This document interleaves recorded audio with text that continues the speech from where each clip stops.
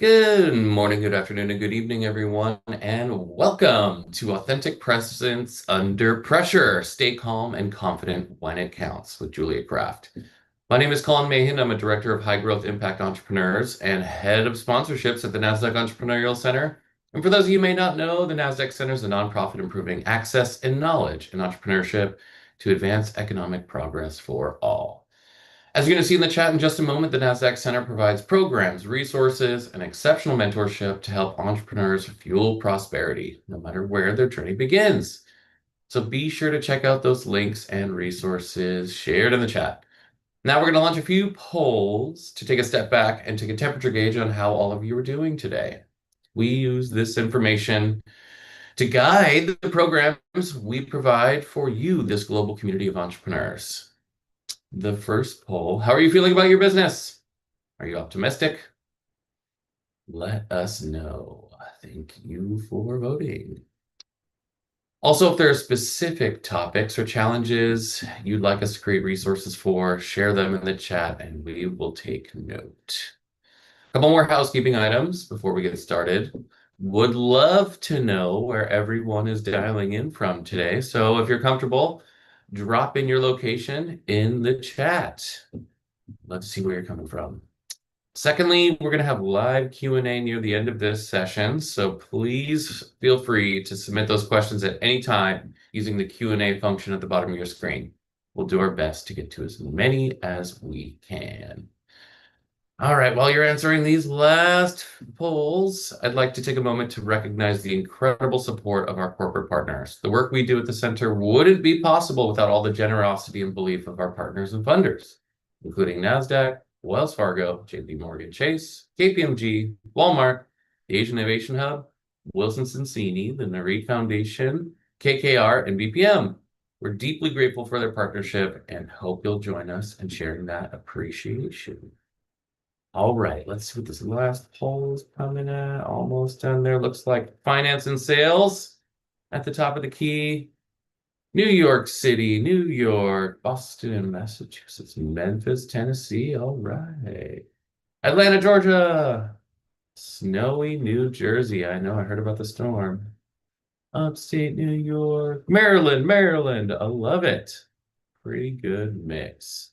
We've got San Francisco and Dallas. Awesome. Well, thank you all for letting us know where you're coming from, for voting in those polls. But without any further delay, I'm thrilled to welcome our special guest today. Julia Kraft is the founder at Speak to Inspire, and welcoming her back to our stage, our digital stage. Julia, stoked to have you. Thank you so much, Colin, and thank you so much to everybody at NASDAQ. It's always a pleasure to connect with this community and to be of service. I love entrepreneurs. I'm an entrepreneur, so I totally understand the journey of growing your business as an entrepreneur, and I'm here to support all of you. Can we dive in? Great. Over to you. Yep, looking Yeah, good. awesome. Okay, you walk into that pitch, that investor meeting, and you see that everyone is looking at you, asking, well, what do you do? Tell us about your business. How do you feel? Write that to me in the chat. What is your general feeling about these moments when you have pressure on you to be the voice and the body of your business, the voice and the face of your business? Let me get the chat up. Nervous, anxiety, I hear you. Keep it coming. Not sure where to start, maybe stumbling a little bit over your words to find, where should I start? What else? When you're in the spotlight, what happens to you? Yeah, overthinking, apprehension, anxiety. Okay, quivering voice. This is what I was expecting, by the way. So you're in good company, obviously, with each other, but you're also in good company with the entrepreneurs and speakers that I see out in the world. And we're going to dive into this today. We're all of the above. Thank you, Kamaria. That's perfect. Are you used to being behind the scenes? Maybe that's an element of your journey with your career that you've been behind the scenes, you've been doing the work, or you've been researching or in the data of things. And now, as an entrepreneur, you're in front of the scenes, right? You're the face and the voice of your business. Does self-consciousness, perfectionism, imposter syndrome leave you feeling small with all these symptoms of anxiety, overthinking, stress? When it's your time to shine, when it's your time to be that big voice to get your business going, to get your message out there. Is stress about your upcoming pitches, meetings, presentations, those important communication moments or important decision points in your business keeping you up at night? So give me some thumbs up in the chat if you're relating to any of these three questions. Yes, proudly behind the scenes. I hear you, Dorian. Yeah, that's really common that we're really good at what we do, right? You're really good at what you do, and then you try to make a business out of it, and all of a sudden your role is completely different. Okay, lots of thumbs up. Keep it coming. Do you relate with some of the things that I'm asking here? I hope that that can change today with the tools that I'm going to share with you because speaking has changed in the last 5 to 10 years. Have you noticed?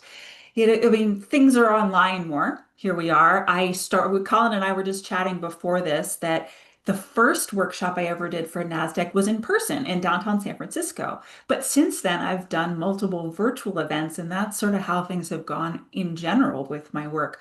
Speaking has been very virtual, but then social media, internet has taken us online. And in that way, speaking has changed because it's no longer about the same, you could say, formality or performing in a certain way. It's really more about authenticity. People expect you to be yourself. What does that mean? We're going to dive into that today. Okay, let's start with just who I am. I'm Julia Kraft. I'm a speaker, a public speaking trainer. And by the way, worth saying that I'm an introvert. People see me speak and they think that I must be an extrovert. I went to theater school, which is the next thing I want to share with you. I'm a trained actress from Emerson College, so I must be an extrovert. But I'm not. I get my energy from quiet times, from alone time, and from my cats being on my lap. If you can relate to some of that introversion activity, let me know. So I'm a whole speak certified public speaking coach.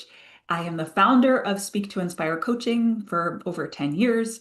And in the last 12 years or so, I've taught thousands of workshops and trainings all over the country at some of these companies and coached thousands of one-on-one clients on their speaking. That's you too. Yeah, that's awesome. I'm also the creator of the She Speaks to Inspire podcasts. Check us out. Top rated podcast goes out twice a month. So follow the podcast for more inspiration. And I want to emphasize that it wasn't always this way that I was in the spotlight all the time, and especially that I was comfortable, confident, and flowing in the spotlight. That was certainly not my experience 12, 13 years ago. Like, for example, one of the first speaking opportunities that I had for my business when I was just growing and, everything was on the line. My rent was on the line because I had put everything into growing my business. I was there in front of a room of ideal clients, about 100 people. I remember this distinct moment. And I walked up onto stage, looked out at this audience, took a breath, and then to my surprise, completely froze. Like my eyes just went into deer in headlights. The sweat started coming out of every pore. My heart's beating, and I couldn't find the words. There was a complete blank out. You could hear a pin drop in this room, and it was so embarrassing. Has anybody ever experienced something like that? Please tell me in the chat so that I know that I'm not alone in that. It was a wake-up call that even though I had had my theater training, even though I at that point was also a public speaking coach, like I had been trained in this, that I could still experience performance anxiety. And so I dove in a different way with my training to understand how anxiety works, how the nervous system works, and how to be calm under pressure, which is exactly what we're here to work on today.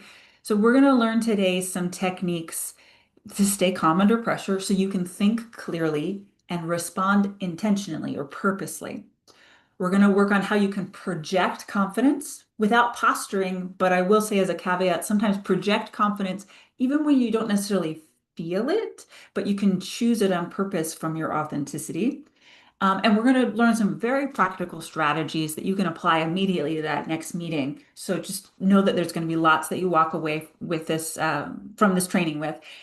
And I would really recommend staying until the end because the third part of our training is more the practical stuff. Like I'm going to do a lot of setting up things up with mindset and some foundations, and then we're going to get there. So make sure to stick around.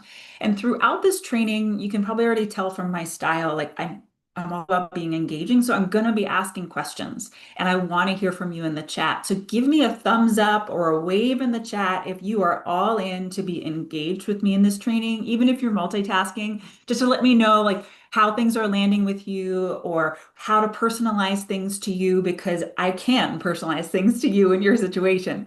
And I would love for you to get exactly what you need from this training. Thank you. Thank you for all those thumbs ups. Thanks, Dorian. Awesome. So Shannon's a great example. She's the VP of her company now, but when she first came to me, she was experiencing so much panic over what she needed to say when it was her time to speak. And she was writing out these elaborate scripts, but still sort of shaking in terror when it was her time to speak. And she said, after we worked together, the tools that I taught her helped her to manage panic, and so there were small waves of terror, small waves, rather than a debilitating tsunami. I hope you can get that today. We're going to talk about those small waves several times throughout our training. Kimberly is also an entrepreneur who was recording videos a lot for her business and was doing like 20 takes, still never happy with it. It took hours and she was beating herself up. By the time we finished working together, she was doing her videos in one or two takes, and she really got herself out there more because she was able to, produce more videos. Tell me in the chat, what is your spotlight moment? What are your spotlight moments? Are you doing meetings? Somebody mentioned a podcast earlier. Like, what are your moments when the spotlight turns to you and it's important what you say and how you say it? That's what I call public speaking, by the way. Any moment of communication that's important to you. It could be one-on-one. It could be a small group. It could be 10,000 people. It can be online. It can be in person. It pre-record, it doesn't matter, but it's a moment of communication that's important. Okay. We've got retreats, keynotes, virtual training, got it. Networking with executives, okay. Going lives, got it. Global conferences, why is going so fast? Pitching my business, okay. Featured on podcasts, lots of good opportunities. Oh my gosh, you guys are out there doing stuff. Love it. And we got to get you some support to manage nerves and be more authentic. What are your challenges when it comes to communication confidence? You already mentioned a lot of you at the beginning that you were experiencing some anxiety and nerves and like preoccupation in your mind, but let's get more specific. What are your challenges when it comes to those spotlight moments that you mentioned? Are you struggling with physical symptoms that are taking over? Maybe your cheeks get flushed or your heart races. Maybe it's more about how your inner critic is playing out, that you're really beating yourself up. Maybe you're avoiding those speaking opportunities entirely because you don't even want to get involved with that anxiety. You've seen it in the past. What are your challenges? Forget what you're saying. Okay. Stuttering because of being nervous. Tell clients stories in a conversational tone, so like to make it more improvisational, more natural. Okay. Voice shakes, mind racing, inner critic, competent and warm. Okay. So having credibility, but also being likable. I hear you. Thoughts move faster than your mouth and you end up stuttering. Yes, shaky voice, loss of words. Okay, perfect. That's really helpful for me to know what you all are dealing with.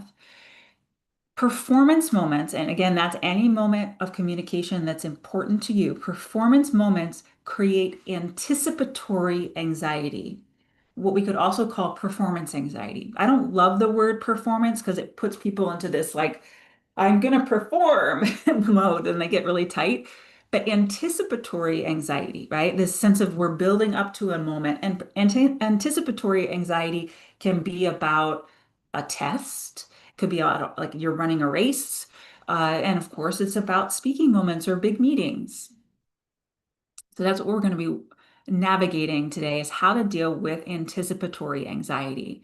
Something to understand is that when your nervous system is feeling uncomfortable, which could be anxiety or nerves, like a lot of you mentioned, it communicates with you through physical symptoms.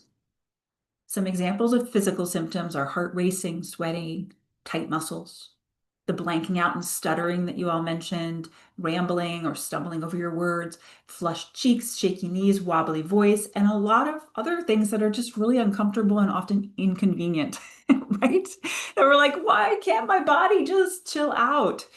Yeah, and maybe you're also handling these moments by spending hours of preparation. Let me know in the chat, what is your content preparation strategy like? Like if you're going to go to a networking event, what's your preparation like? Or if you're going to go speak on a podcast, what's your preparation like? How long does it take? This is a strategy to often manage the anxiety and the nerves that we have anticipating this moment of communication, right? And today we're going to work on a preparation strategy that's going to support more calm and confidence. But let me see what the lay of the land is here. Hours to prep, okay. Research about the event, people, speakers, and event. Okay, 4 hours, Kimberly. That can be a lot depending on how much time the actual event is. Yeah, you practice out loud. Okay, script it with reference notes.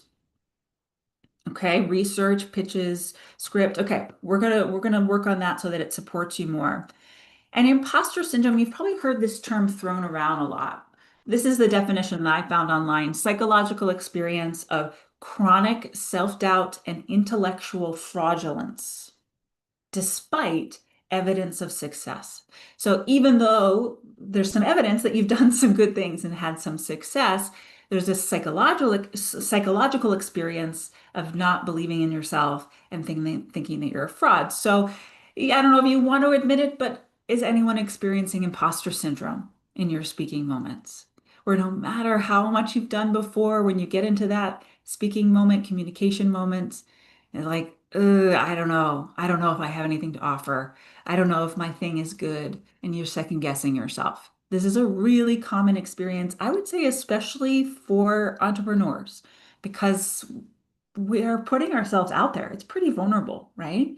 A lot of times it's some big idea that nobody's done before, right? So you have to really believe in yourself. And a lot of times people will challenge you, right? And can you hold your ground? How can you believe in yourself more than the resistance you get? Okay, some people experience this. Okay. Why can't we just be chill under pressure, right? Why can't we? That might be what the voice inside your head is saying, like, oh my God, body. Oh my God, mind. Can't you just relax already? And that conversation is actually one of the reasons why we don't chill, why we don't relax, because the pressure to relax creates more anxiety. So let's talk about how the nervous system actually works. There's two parts of speaking confidence. There's the external confidence and internal confidence. External is what people see when they look at you and they hear you. So it's going to be through body language and your vocal tonality, right? So it's from the outside.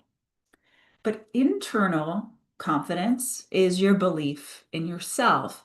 And even more so, whether you're feeling like you're safe or that you've got this or not.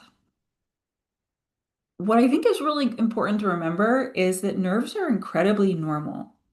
Speaking before a group is the number one fear. If you've heard this statistic before, maybe you've also heard the Jerry Seinfeld quote. He says, if this statistic is true, if we're all at a funeral, we'd rather be in the casket than up giving the eulogy. Because you can see death is like number seven down here. So we would rather be dead than giving the eulogy and speaking in front of a group. Nerves are really normal. That doesn't make them comfortable, but they are common, you know? So imagine if you're getting chased by a tiger, if there's this immediate threat happening, how does your nervous system respond?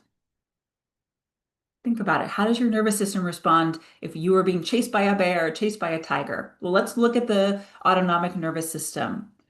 This is from polyvagal theory. So I didn't come up with this, right? But we're going to go through it and try to make it as simple as possible. Different levels of the autonomic nervous system. The first level is stay and play mode, or what's called ventral vagal activation, where you feel safe, social, and engaged. This is where we all want to be, right? Like you're with your best friends, you're relaxed, you're engaged, right?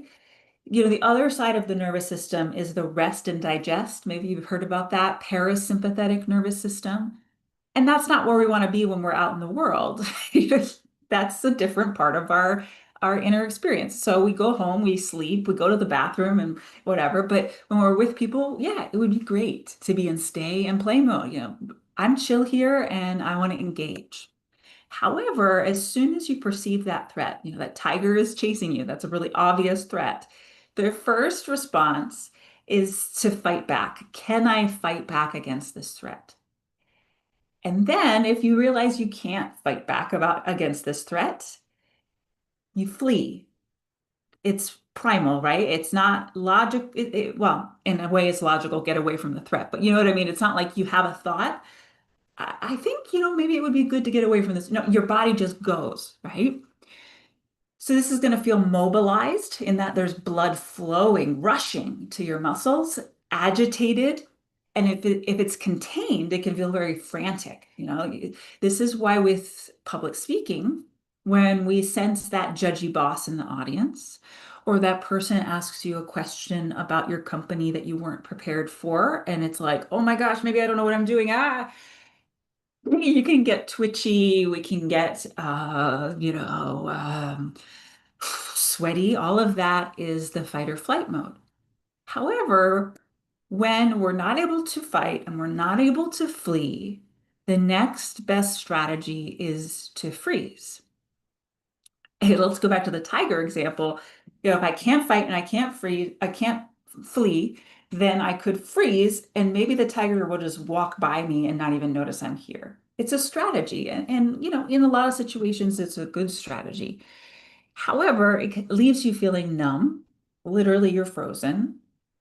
There's a collapse in the body. The body will literally go inward, and you're shut down emotionally, and your expression is shut down. So this is when people come across as robotic or flat with their delivery, when their eyes are a little glazed over.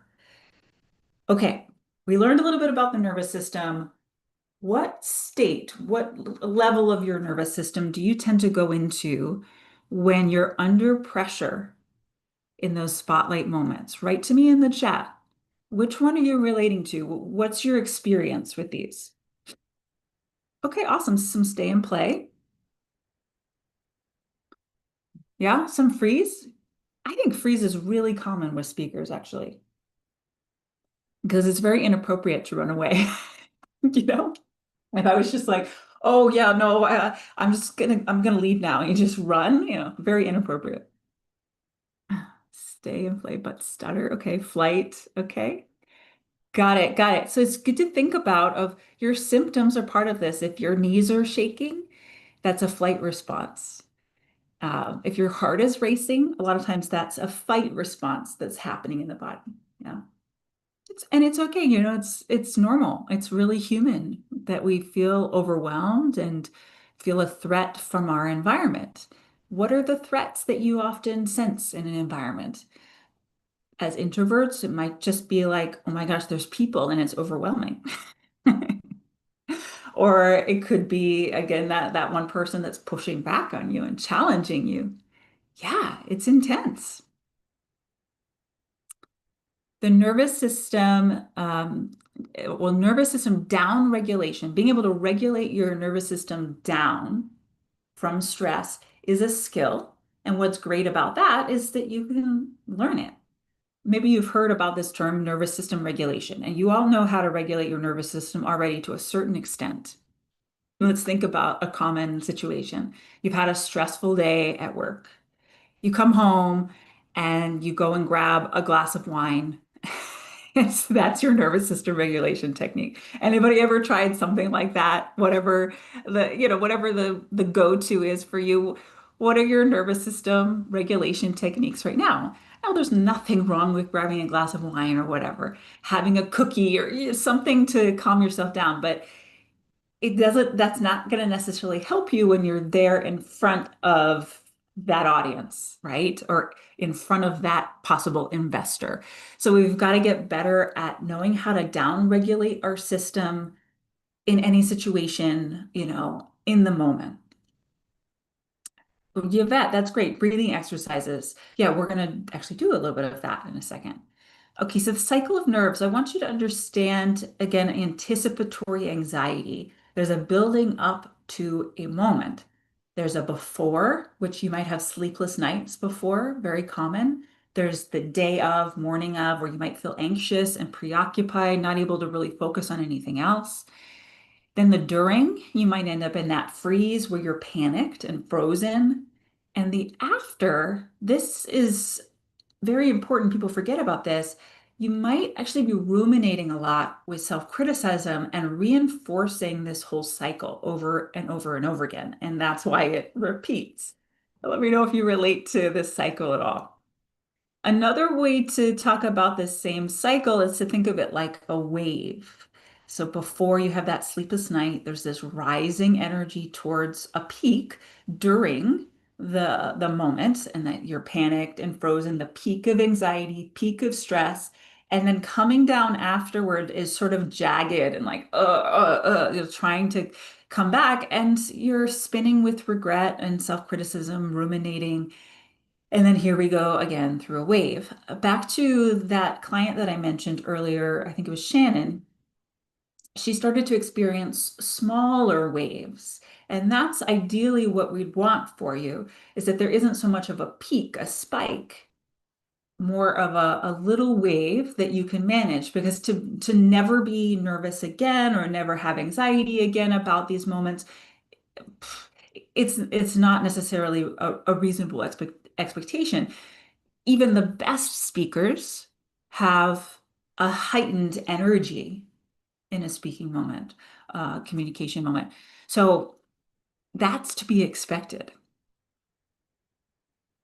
Amy says, I relate and can often forget how long this process lasts. Yeah, and some people their anxiety wave starts 3, 4, 5 weeks before the event, and you're building, building, building, building. And that's why I'm saying we need smaller waves. We need shorter, smaller waves. Okay, let's learn some breathing exercises, which is a very simple foundational technique to manage nerves, manage anxiety, manage the intensity, and bring you back to calm and therefore authenticity in preparation for moments that are pressureful and, of course, during.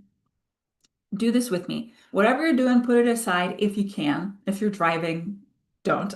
But if you can, put some things aside and sit up a little taller. Let's roll our shoulders up and back, spreading out our chest, making room for our breath. And start by taking an exhale, a complete exhale out. Pause at the bottom of your exhale. Pause. Wait for the need to inhale.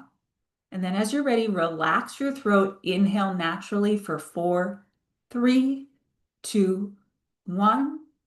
Exhale naturally for 4, 3, 2, 1. Follow my count. Inhale for 4, 3, 2, 1.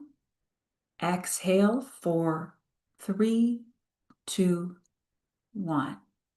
Inhale for 5, 4, 3, 2, 1.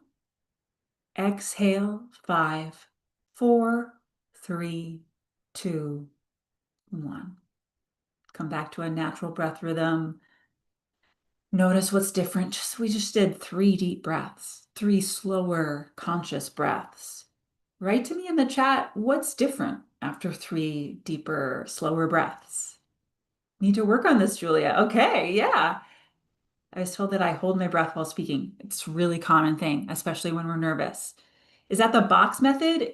Yes, but the box method usually has holds. So you would inhale for 4, hold for 4, exhale 4, hold for 4. I'm not doing the holds because I want you to just breathe. Like I don't want you to be holding your breath. I want to deepen the breathing.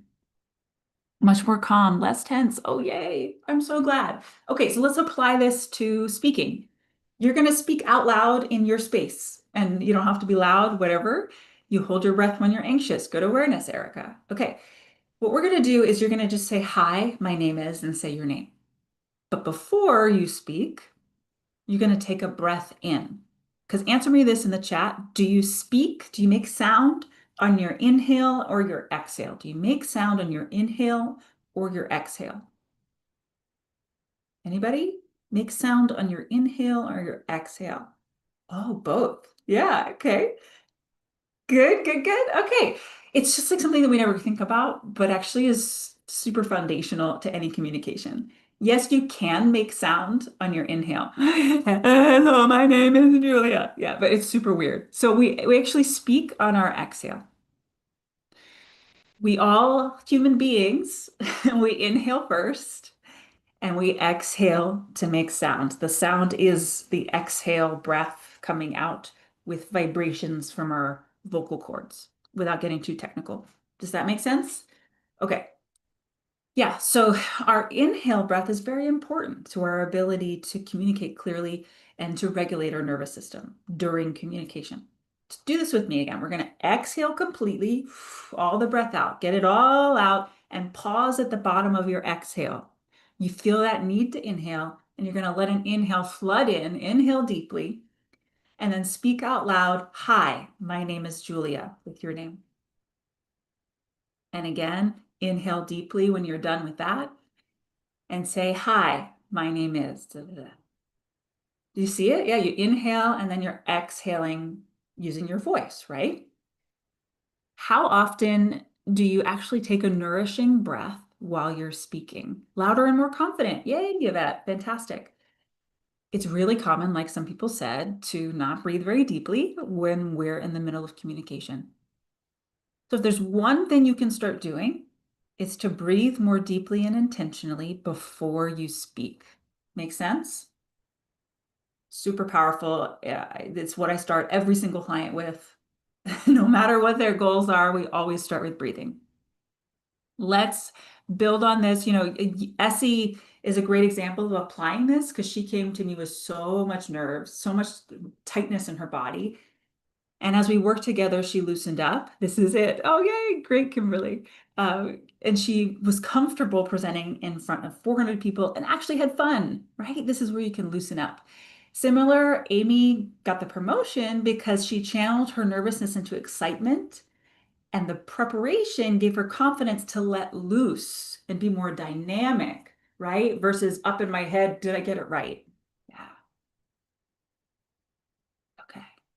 Let's see. Let's build on this. Does your content preparation strategy support calm and authenticity, or does it promote perfectionism and intellectualizing?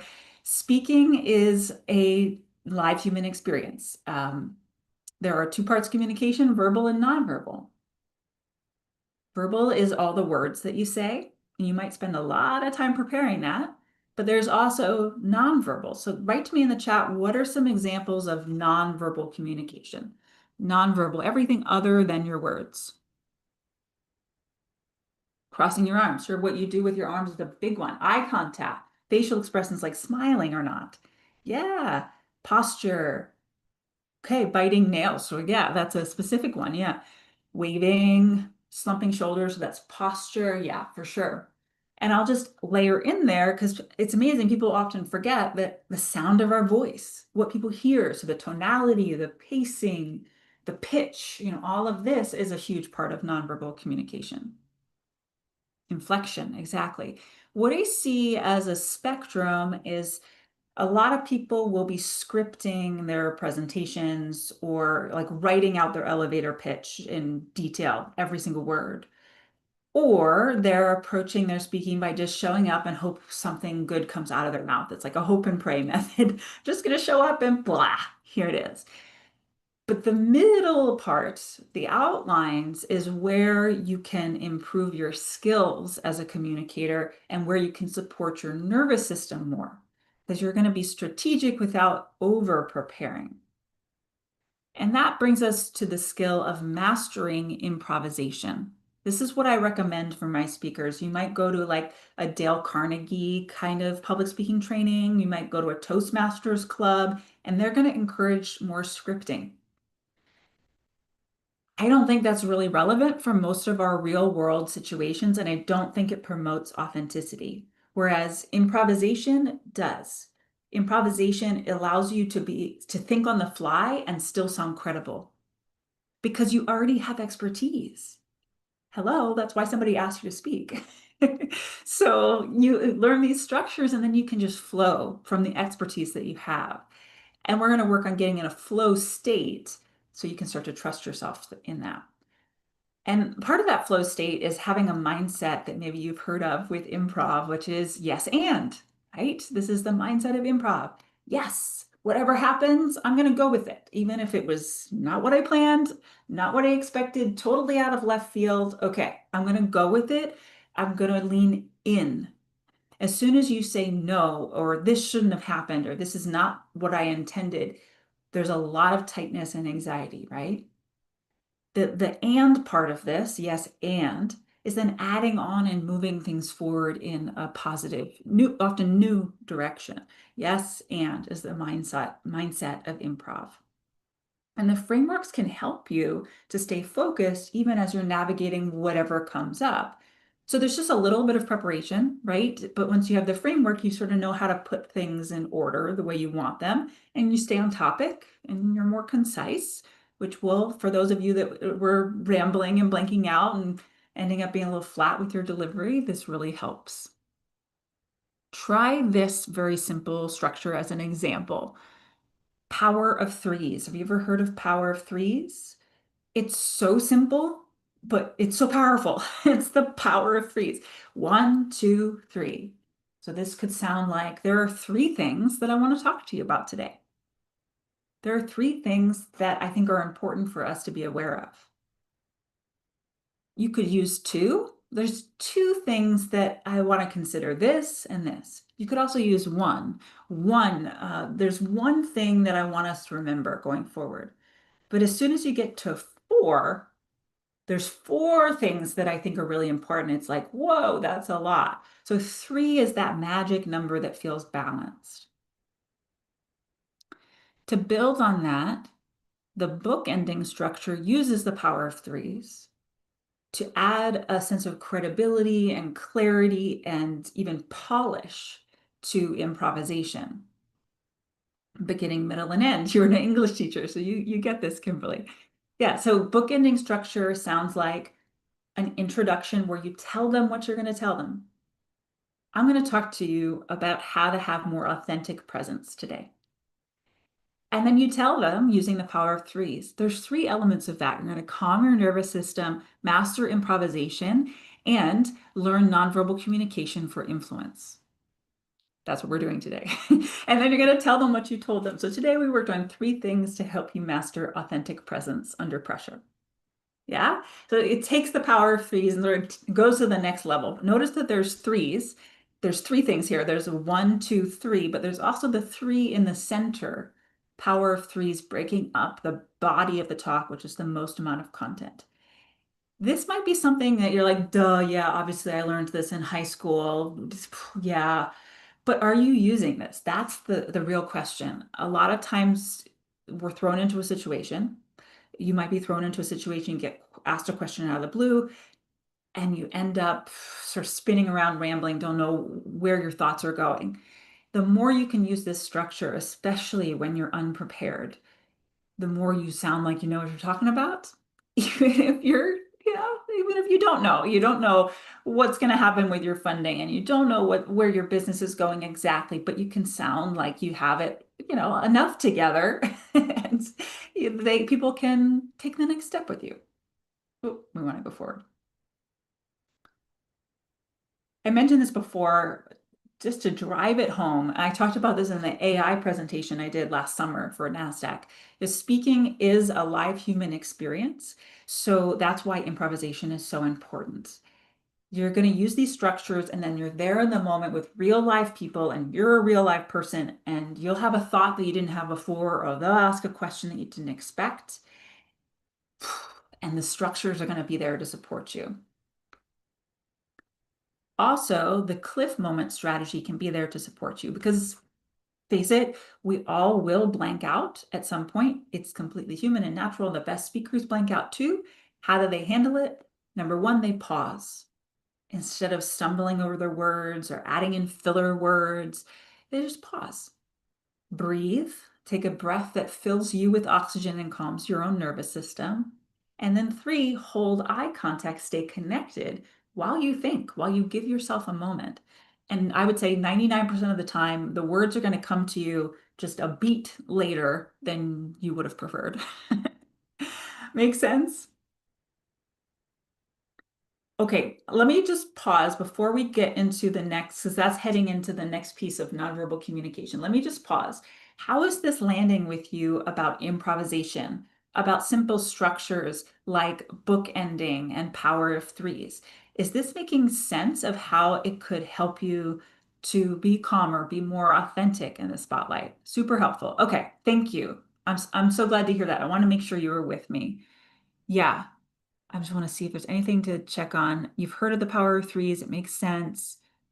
It's why I write a script, then key points to because I usually don't even have to use the time I got up there. Okay. There's a lot more that I could go into in terms of structures. What I'm teaching you today is foundational, right? And even if you just do this, I think it's really going to help you get away from scripts. But then the next level is how do you add in supporting evidence and details that are on topic that are supporting your big idea, right? And that's how you sort of fluff up time, fill time. Okay, let's build on this. Let's build on this. Are you sabotaging your confidence through unconscious nonverbal communication cues? It's an interesting way to ask that question. I don't know if you ever thought about it as sabotage, but it can almost come across that way is that, yeah, you have an amazing business, you have tons of experience, but then your nonverbal communication might be doing something that makes you seem like you don't know what you're talking about. And I don't know if I can trust her to, with my millions of dollars and and so your nonverbal communication is really, really important. This data is from a study called the Dr. Fox study. I don't know if you've heard of it, that showed that 93% of what an audience was responding to in a speaker was nonverbal. So they broke that down into 55% physical body language, what they could see, and 38% tone, as in what they could hear of the voice. And this was an in-person thing, but it's the same over Zoom. And notice just the words are 7%. 7%, that's so small. Yet, where do you spend most of your time? Preparing, right? We probably spend our time preparing the content. What am I going to say? But are you preparing and training and bringing awareness to your nonverbal communication, how you're using your body, how you're using your voice? We already talked about examples of nonverbals, right? Here they are again. This is the training of an excellent communicator and a leader and an authentic communicator. Now, I don't want you to do gestures like a robot, and I don't like public speaking trainings when they teach like, do this, don't do this. For example, I've had teachers that taught to hold the hands like this in front because it looks powerful or something. There's no black and white with nonverbal communication in my experience. It's a gray zone, it's an expression, it's an art. So what we're looking for is for your authentic confidence and expertise to shine forward, for people to be able to instantly get the value that you have. Yeah, talk with your hands. So some people ask me, should I talk with my hands? And I say yes. Let your inner Italian come out. Go with your hands. As long as your hands are connected to what you're saying, which I think is, yeah, perfect. That's the next slide. We want a congruence between your message and your nonverbal communication. This communicates leadership presence no matter what your words are.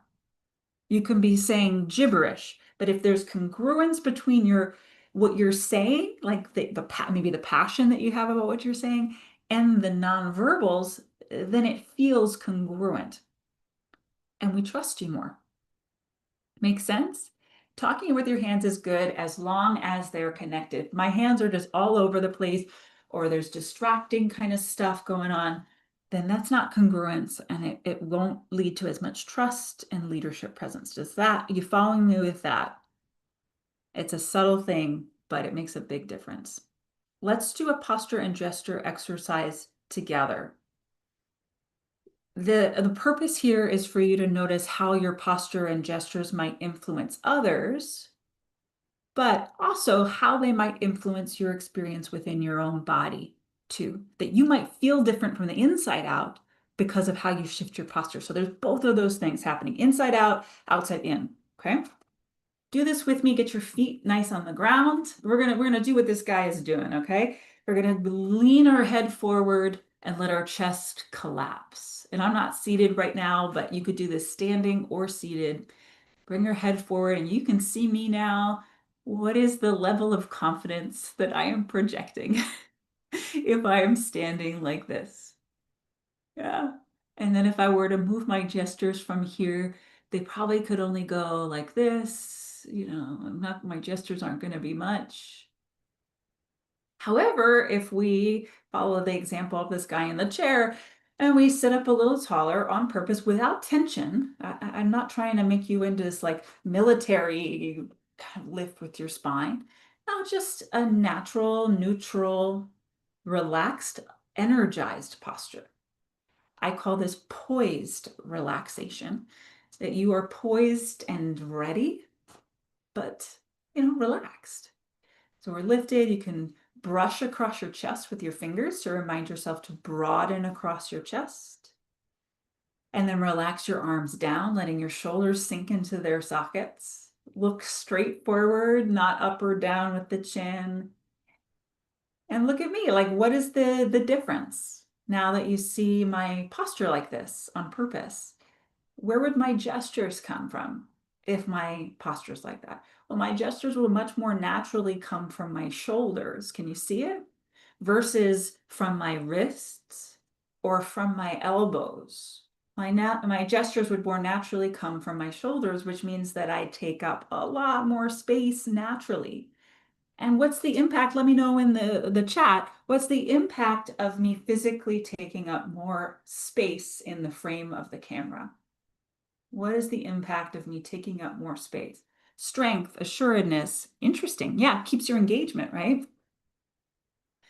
If someone's slouching, I feel they aren't really engaged in the conversation and it's not professional. I agree. Yeah. A confidence and keeps your attention, focused attention, empowered, consistency. Yeah. So you can choose this posture even if you don't necessarily feel like it. You might be having imposter syndrome kind of thoughts, but you could choose open, energized posture and energized gestures to not only communicate that to others, communicate your confidence, but also to generate it within yourself, right? Generate it from the outside in. If this is new to you, you can learn more about this from Amy Cuddy's TED Talk. Anybody heard of Amy Cuddy? She did that TED Talk about power poses, Superman or Superwoman pose. And we can all do that right now. Send your arms up, your chest up, Superwoman, Superman. Yeah. Yeah. And that changes the actual biochemistry of our body, that our hormones shift. There's more testosterone that comes out when you're in this posture. So she goes into it in a lot of depth, but we're pulling on that kind of work that you can influence the inside through changing the outside. Thumbs up if you're following me, getting something from this. Yes, and Danielle, her book on presence, I have it right here, is really good. Awesome. So Dora, I think this is a great example because she was experiencing social anxiety. And so she was having trouble holding eye contact with people like during network events, but she wanted to have her thought leadership out there in the world as an entrepreneur. And so through our work together, she improved her connections and experiences with people by being able to connect with her eye contact, stay calm within herself, keep her posture open. And I'm so glad. Oh, great. Lots of thumbs up. I'm glad you're getting this. We are starting, I can't believe it, it goes by so fast, but we are starting to wrap up here. So today we talked about, if you can think back, today we talked about how to calm your nerves and how your nervous system works. that you can down-regulate your nervous system on purpose under pressure before, during, and after a speaking moment. I introduced all that. We also talked about improvisation, using structures, simple structures, to organize your thoughts and then flow within them to sound like the expert that you are. And lastly, we talked about, I just introduced the idea of nonverbal communication is so powerful to your ability to project confidence and authenticity, and that you can make choices about that from the outside in and the inside out to have more control over nonverbal communication. So, what are your biggest takeaways today? Share with me and clarify it for yourself, even if you don't write it down for the rest of the group. Like, what is the thing that you're going to apply in this next week, in that next meeting? Well, you're going to try because it's going to take a while to build a new skill, right? It's not going to happen overnight. Three things: breathing, good, power of threes. Look up Amy Cuddy, perfect. Breathing, power of threes, breathing, awesome. I'm so glad you all got this, fantastic. And as you go out there in the world, I want you to be aware of these four things, the four reasons why most entrepreneurs are never going to develop leadership presence, where you might end up like delegating that to somebody else. And number one is that you might not know how, but hopefully today that you learned some things. It is a skill that you can build. Don't believe that you can do it. This is that inner confidence work that we can do. And that can be really holding you back. You're like, I'm not a speaker. I'm just not a people person. Like whatever your belief is, it's running the show. Don't have accountability and you're in that lone wolf DIY mode of me going to free trainings like this or listening to podcasts and stuff. I want to say that improving communication under pressure is about being in relationship with real people. So having that external accountability is really important, and the feedback is really important. And the last thing is, are you prioritizing this, or are you waiting until like right before you have that next meeting and then you're in a frenzy mode? It's actually the kind of thing to plan ahead for. It really is. It's not going to happen overnight. It takes a little time to build a new muscle memory and build a new skill. So I really recommend planning ahead. Today was just the beginning of exploring how to calm yourself for those important communication moments where it feels like there's a lot of pressure. So I'm wondering, would it be okay if I invite you to a next step with me for those of you that would like to go deeper into this? Would that be okay? For those of you who know that you have, thank you, Erica and Ty and Denise. For those of you who know that you have an amazing product and message, but also know that how you are showing up is holding you back from getting your message out there, from getting the impact of the message out there. For those of you who are used to being in the background doing the work, but now you have to talk about the work. And for those of you who have never had any training in public speaking or nervous system regulation or nonverbal communication and probably never received any feedback, I want to give you something special that's a gift for you. This is a Speak to Inspire session with me, 30 minutes over Zoom for personalized feedback and guidance. Now, a half an hour session with me would usually be a value of $250, but I love Nasdaq. I love this community. I want to make it just easy for you to get the support that you need. So here it is. I want to give you this opportunity to clarify your goals, get some feedback on where you're at and what is it going to take to get where you want to go. And I'm going to put this in the chat box now. Schedule your Inspire session and learn about my program, see if we're a good fit to work together. There's never any pressure, but it would be great to see if we can work together. As you go to that link that's in the chat box, I'll tell you about Melina, who was promoted to leadership in her company. She was told that she came across young, and a lot of startup founders are young, so we worked to build her leadership presence, no matter what her age is, so that she could really believe in herself, and she got the promotion. Chelsea is a startup founder that needed to do a lot of pitches and share her story. And she developed her authentic and confident voice and discovered her range of potential to really, be the thought leader of her business. So I'd be happy to support you in this 30-minute session. Go to that link that's in the chat box, schedule your time in the next week or so, and I look forward to connecting with you. Otherwise, thank you so much. The world needs your voice and your message. Go out there and speak to inspire. Awesome, Julia. What a lovely job. And everyone's saying, thank you, thank you, thank you. One person said the link isn't working though. Oh, but they said it just popped up. Never mind. It should be Uh, working. well, yeah, now you have me breathing and sitting up a little bit more after that. So Good. thanks for that reminder. Great stuff. We only have a little bit of time for questions, but I did want to make sure that we touch base on one that we Yeah. discussed ahead of this call. So, what do you do when somebody challenges you while you're presenting in a group setting? Yeah. When somebody, and when you say challenges, you mean like they push back against your Yeah, or ask ideas. a or interrupt your pitch with a question that seems like they're trying to challenge your business idea or pitch in general. Yeah, and just to address what people are saying in the chat, like I'm trying to open that link as well, and it's not working, and that's super weird. I checked it this morning, so maybe Oh, it's like stuck because maybe people are looking at it all at the same time. Uh, yeah, it worked for me. Okay, so I know it works. Anyway, so back to your yep, and question, we'll send it in the follow-up and to it'll be in the everybody. follow-up. So no So worries, you won't lose this chat. So yeah, yeah. Okay, so the most important thing is to not let it mean something about you personally or about your idea, your business, right? So it doesn't mean anything. It means that that person that it needs more information. That's what's going on.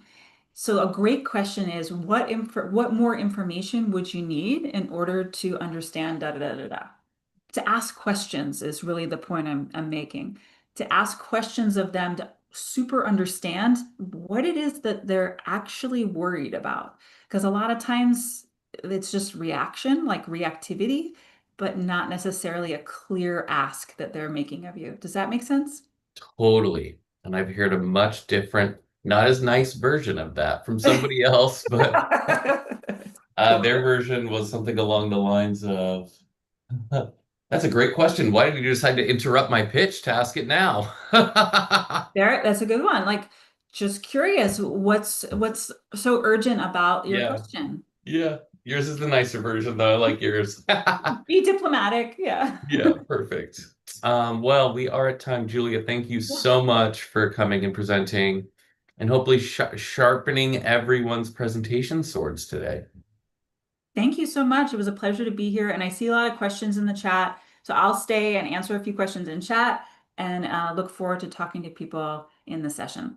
Amazing. Well, thanks again, Julia. For everyone, thank you for joining us today. We have a bunch of great webinars on the horizon, so keep a lookout for that in the follow-up note. But appreciate you all coming and hope you have a great rest of your day. And we look forward to welcoming you all back online soon. Thanks again, everyone.